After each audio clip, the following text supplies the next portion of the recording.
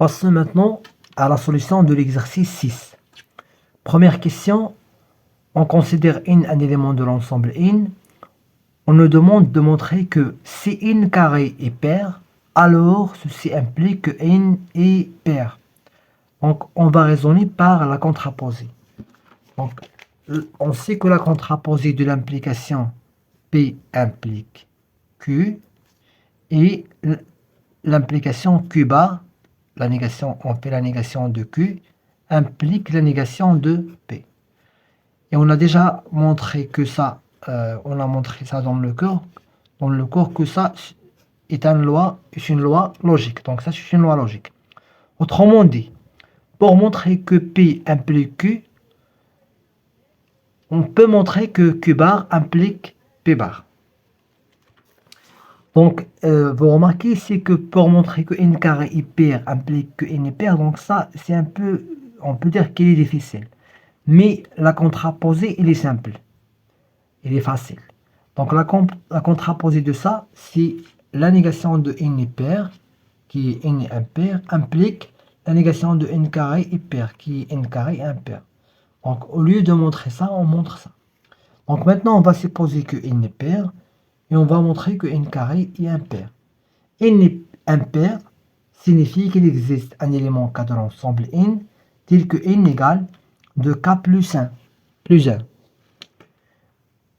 Implique qu'il existe un élément K de l'ensemble n, tel que, donc on élève le carré aux deux côtés, nous aurons n carré égale 2K plus 1 au carré, qui est égal à 4K au carré plus 4K plus 1.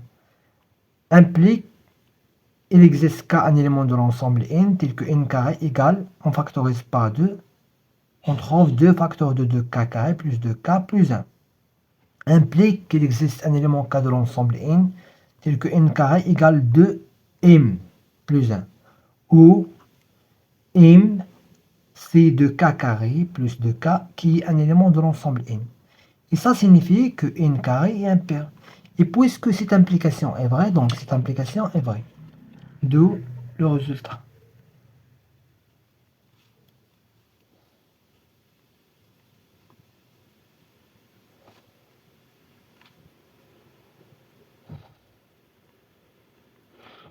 On passe aux deuxième question.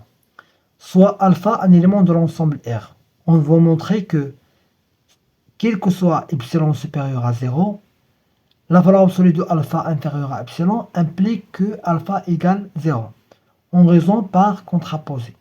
C'est-à-dire, au lieu de montrer cette implication, il suffit de montrer sa contraposée. Sa contraposée, donc c'est la négation de la deuxième proposition.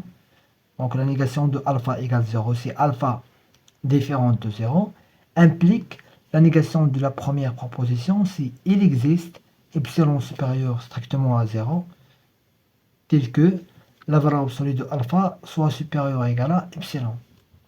Donc maintenant, on va montrer ça. Donc pour montrer que cette implication est vraie, on suppose que alpha est différente de 0. Donc supposons que alpha est différente de 0. On va poser la question, est-ce qu'on peut trouver un élément epsilon supérieur à 0 tel que la valeur absolue de alpha soit supérieure ou égale à epsilon? Donc si alpha est différente de 0, alors sa valeur absolue est strictement supérieure à 0. Maintenant, on peut prendre epsilon égale la valeur absolue de alpha. Et ce epsilon, qui est la valeur absolue de alpha, il vérifie sous condition qui dit que epsilon doit être supérieur à 0 strictement. Donc alpha, ou bien la valeur absolue de alpha, est strictement supérieur à 0. Donc on a bien epsilon supérieur strictement à 0. De plus, ce epsilon, il vérifie sous condition. Car epsilon, c'est la valeur absolue de alpha, il est supérieur ou égal à la valeur absolue de alpha. Donc remarquez que si on remplace epsilon par la valeur absolue de alpha, on a bien la valeur absolue de alpha supérieure ou égale à la valeur absolue de alpha. Donc il existe un epsilon qui est strictement supérieur à 0. Ce epsilon est en particulier epsilon égale à la valeur absolue de alpha. On peut prendre par exemple un autre epsilon Par exemple, la valeur absolue de alpha sur 2, ou bien la valeur absolue de alpha sur 3, etc.